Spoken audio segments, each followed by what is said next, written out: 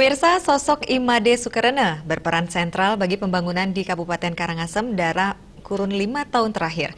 Pengalamannya sebagai wakil bupati mendampingi Iwayan Gredeg membuat Imade Sukarena menjelma menjadi sosok berpengalaman di birokrasi. Calon Bupati Karangasem tersebut kini berkesempatan menyampaikan pemikiran dan pandangannya terhadap berbagai isu pembangunan di Karangasem yang kami kemas dalam Sukarena Bicara Karangasem.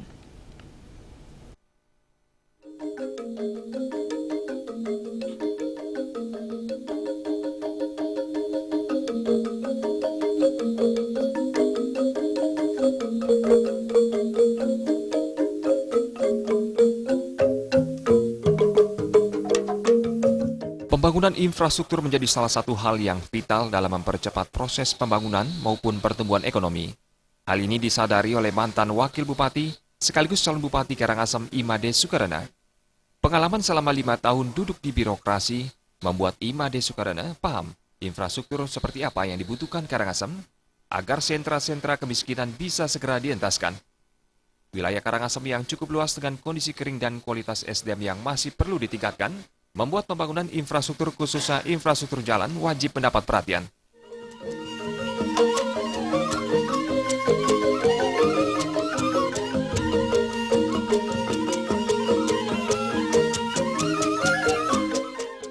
Permasalahan infrastruktur lainnya yang tidak bisa dianggap sepele adalah sektor air bersih, khususnya menuntaskan optimalisasi air baku Telaga Wajah agar bisa dinikmati seluruh masyarakat Karangasem hingga ke Kecamatan Kubu. Untuk daerah atas khususnya yang ada di wilayah perbukitan maupun pegunungan, penyediaan air bersih model embung geomembran dapat menjadi alternatif. Pemerintah pusat bahkan salut terhadap kiprah pemerintah Karangasem terdahulu di bawah kepemimpinan Bupati Iwayan Gredeg dan Wakil Bupati Imade Sukarena dalam upaya menuntaskan permasalahan air bersih di Karangasem. Hal ini dibuktikan dengan penilaian pemerintah pusat yang menyatakan keberadaan embung geomembran dijadikan percontohan secara nasional.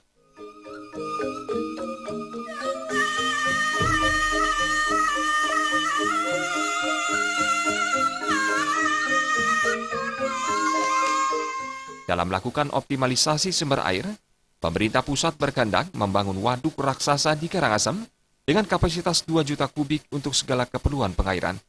Karena tidak memungkinkan proyek tersebut dilaksanakan di perubahan APBD 2015, maka rencana tersebut bergeser ke Induk 2016. Untuk mengetahui lebih banyak mengenai pandangan beliau terhadap pengembangan sektor infrastruktur di Karangasem, berikut ini wawancara khusus kami dengan mantan Wakil Bupati Karangasem sekaligus calon Bupati Karangasem Imade Sukarena.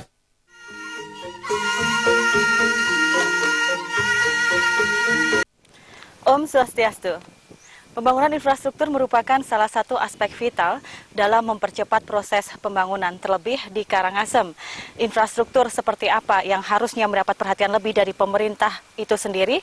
Telah hadir bersama kita mantan Wakil Bupati Karangasem, Bapak Imade Sukarena dalam dialog khusus Sukarena Bicara Karangasem. Ya, terima kasih banyak Pak atas waktunya. Om Swastiastu. Om Swastiastu. Prioritas apa yang menjadi langkah Karangasem sendiri dalam mempercepat infrastruktur di Karangasem? Ya, terima kasih. Yang seperti presenter sampaikan tadi, memang infrastruktur adalah salah satu hal yang vital untuk mempercepat proses pembangunan dan salah satu hal yang vital juga urat nadi untuk mempercepat bangunan pertumbuhan ekonomi. Ya. Yang oleh karena itu selama 5 tahun ini, bahkan 10 tahun Pak yang Gredeg dan 5 tahun kami mendampingi beliau, infrastruktur adalah menjadi hal yang paling utama untuk membangun di Kabupaten Karangasem, terutama infrastruktur dasar yang diperlukan oleh masyarakat. Salah satunya adalah infrastruktur dasar itu salah satunya adalah jalan-jalan yang menuju ke desa-desa, sudah itu tertata dan tergarap dengan baik, walaupun memang masih banyak yang belum kita bisa selesaikan, karena memang Kabupaten Karangasem itu adalah kabupaten yang luasnya nomor 2 di Bali, 839.054 km persegi. Tentu yang kedua adalah daerah-daerah pegunungan perbukitan, tentu memerlukan biaya yang besar untuk membangun infrastruktur desa, terutama jalan-jalan. Nah, itulah selama 5 tahun ini perkembangan cukup signifikan, dan itu membantu terbukti dari beberapa desa yang sudah kita perbaiki dan kita bangun infrastrukturnya, perkembangan ekonomi khususnya pertanian bisa berjalan dengan baik. Yang kedua adalah infrastruktur air. Air yang menjadi kebutuhan vital di Kabupaten Karangasem sekarang 3 kecamatan khususnya Kubu, Abang, dan Kota ini memerlukan luar biasa. Sehingga itulah yang menjadikan angka kemiskinan kita masih cukup tinggi di Kabupaten Karangasem. Nah, Asungkare nanti air Telaga Wajah yang sudah digarap hampir 7 tahun oleh Pak Wayan Gerdeg dan 5 tahun dengan saya. Mudah-mudahan nanti itu dalam masa uji coba sampai ke Kubu dan masih dibuat tower-tower yang di atas untuk penampung itu. Sehingga kalau infrastruktur air ini bisa tertangani dengan baik, pastilah kesejahteraan masyarakat Karangasem, penurunan angka kemiskinan yang masih cukup tinggi bisa cepat terselesaikan. Oke, nah Pak, berapa dana yang dianggarkan Pak untuk membangun sektor ini? Seperti apa pihak Pemkab melakukan terobosan-terobosan untuk mendapatkan dana mungkin dari pusat atau dari provinsi sendiri Pak? Nah, tentu apa yang saya sampaikan tadi tentu memerlukan dana yang cukup besar infrastruktur itu. Nah, kalau kita hanya mengandalkan APBD, yang walaupun PAD kita cukup signifikan kenaikannya hampir 400% ya, dari 2010 saya mendampingi Pak Gerdeg baru 62 miliar, sekarang sudah 240 miliar lebih. Tapi belum cukup untuk membangun infrastruktur yang begitu besar yang dananya terutama air dan jalan. Nah, tentu itulah terobosan-terobosan ke pusat, di mana ada yang mengatakan bahwa jangan kita mengemis ke pusat mencari dana. Itu barangkali ucapan yang salah, pemikiran yang salah. Yang kita rebut ke pusat adalah hak kita untuk membangun. Hak kita ada di situ karena anggaran kita di kabupaten hanya 28% di seluruh Indonesia, yang jumlah kabupaten kotanya kira-kira 500 kabupaten kota lebih. Sehingga itulah yang direbut ke pusat oleh Pak Gerdeg kemarin, sehingga mampulah mengimbangi, setidak-tidaknya mampu sedikit membangun infrastruktur utamanya air. Telaga Wajah itu memerlukan cukup besar dana. Ke pusat itulah beliau untuk merebut hak itu, sehingga tiap tahun Asungkare mendapat dana-dana dari pusat, sehingga kelancaran bangunan infrastruktur di Karangasem bisa berjalan dengan baik sampai hari ini. Nah, mungkin 5 tahun ke depan nih Pak, langkah atau strategi apa yang harus dibenahi untuk sektor infrastruktur di Karangasem itu sendiri? Yang masih cukup banyak PR kita adalah samping air tadi ya, yang tidak terjangkau oleh air Telaga Wajah itu tentu sudah ada pemetaan.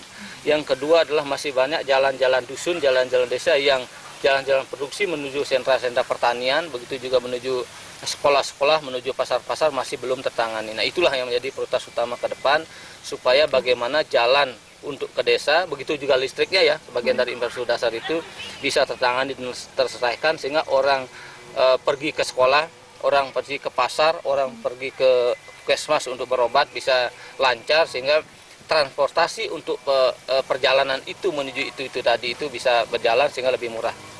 Oke, terima kasih banyak Pak atas penjelasannya.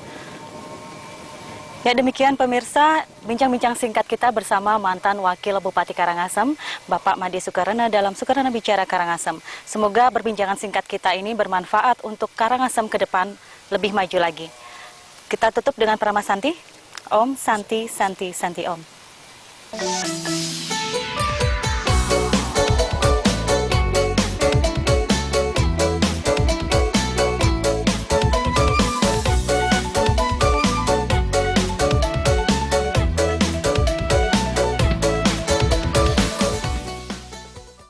Tidak elok rasanya bila mengklaim keberhasilan dan prestasi membangun daerah hanya didominasi oleh 1 atau 2 orang saja.